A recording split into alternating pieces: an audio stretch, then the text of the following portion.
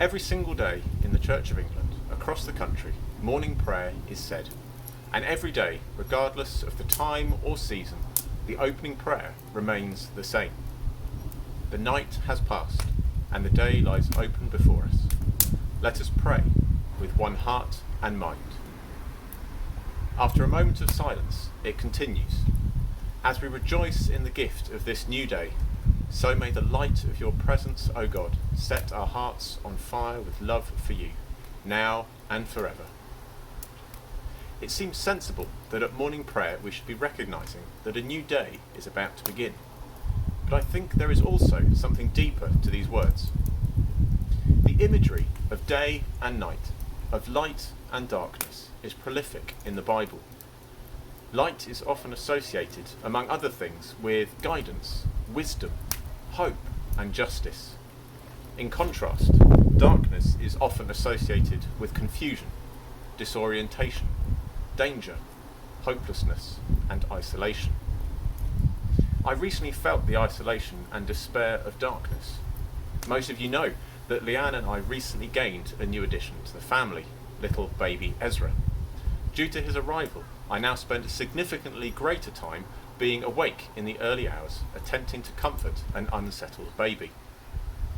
A couple of mornings ago, while it was still deep darkness outside, a bit like now, after what seemed like several hours of comforting Ezra, I was despairing. It had seemed like an eternity of time, with no hope of comfort or peace.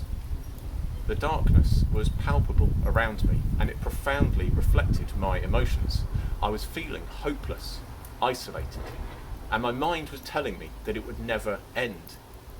Darkness can do this. It seems to magnify our negative emotions, echoing back at us our despondent thoughts. The darkness hides hope in its blackness. However, as I was sitting in the darkness, I was suddenly aware over my shoulder of an increasing brightness as light began illuminating the window. The inky blackness of the sky was turning to orangey blue. Day was dispersing. The night. Light was defeating the darkness.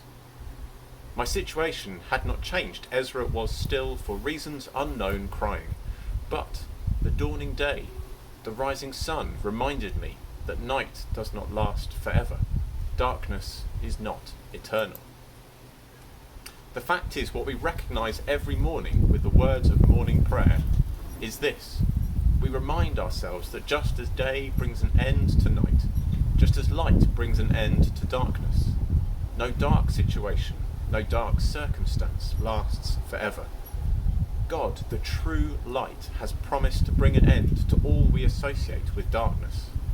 God has promised to bring an end to despair, confusion, disorientation, hopelessness and isolation. Even more than this, the Bible tells us that God is not even absent in the darkness, although our minds often forget this.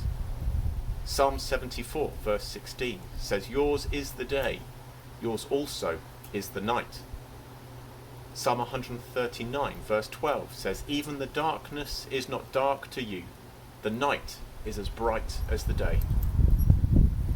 As we begin this and every new day that God has given us, let us pray together the words of morning prayer, reminding ourselves that only God is eternal. The darkness and the night will come to an end, and a new day will dawn. The night has passed, and the day lies open before us. Let us pray with one heart and mind. As we rejoice in the gift of this new day, so may the light of your presence, O God, set our hearts on fire with love for you, now and forever. Amen.